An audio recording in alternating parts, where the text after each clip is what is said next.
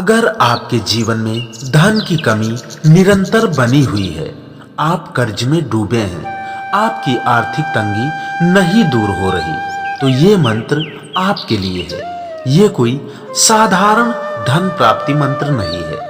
ये माँ लक्ष्मी का ऐसा मंत्र है जिसको सुनने मात्र से जीवन से गरीबी नाम मिट जाता है। अगर आप भी चाहते हैं आपके जीवन में आर्थिक तंगी का सामना आपको करना ना पड़े, आपकी भी दिन दूनी रात चौगुनी तरक्की हो, तो आप प्रतिदिन इस मंत्र का श्रवण जरूर करें। अगर आप सच्ची श्रद्धा के साथ इस मंत्र का श्रवण करेंगे, कमेंट बॉक्स में जय मां लक्ष्मी लिखेंगे, तो आपकी भी आर्थिक तंगी दूर होगी। ओम श्रीं ह्रीं श्रीं क्लीं महालक्ष्म्यै नमः। धनं देहि प्रभो देहि चिरं देहि नमोस्तुते। ओम श्रीं ह्रीं श्रीं क्लीं महालक्ष्म्यै नमः। धनं देहि प्रभो देहि चिरं देहि नमोस्तुते। ओम श्रीं ह्रीं श्रीं क्लीं महालक्ष्म्यै नमः।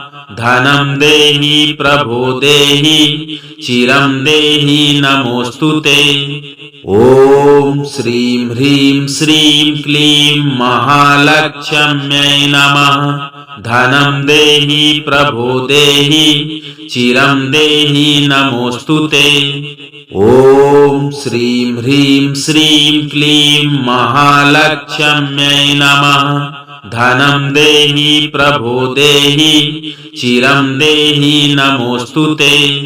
ओम श्रीं ह्रीं श्रीं क्लीं महालक्ष्म्यै नमः। धनं देहि प्रभो देहि चिरं देहि नमोस्तुते। ओम श्रीं ह्रीं श्रीं क्लीं महालक्ष्म्यै नमः। धनं देहि प्रभो देहि चिरं देहि नमोस्तुते। ओम श्रीं ह्रीं श्रीं क्लीं महालक्ष्म्यै नमः। धनं देहि प्रभो देहि चिरं देहि नमोस्तुते। ओम श्रीं ह्रीं श्रीं क्लीं महालक्ष्म्यै नमः। धनं देहि प्रभो देहि चिरं देहि नमोस्तुते। ओम श्रीं ह्रीं श्रीं क्लीं महालक्ष्म्यै नमः। धनं देहि प्रभो देहि चिरं देहि नमोस्तुते। ओम श्रीं ह्रीं श्रीं क्लीं महालक्ष्म्यै नमः। धनं देहि प्रभो देहि चिरं देहि नमोस्तुते। ओम श्रीं ह्रीं श्रीं क्लीं महालक्ष्म्यै नमः। धनं देहि प्रभो देहि चिरं देहि नमोस्तुते। ओम श्रीं ह्रीं श्रीं क्लीं महालक्ष्म्यै नमः। धनं देहि प्रभो देहि चिरं देहि नमोस्तुते। ओम श्रीं ह्रीं श्रीं क्लीं महालक्ष्म्यै नमः। धनं देहि प्रभो देहि चिरं देहि नमोस्तुते।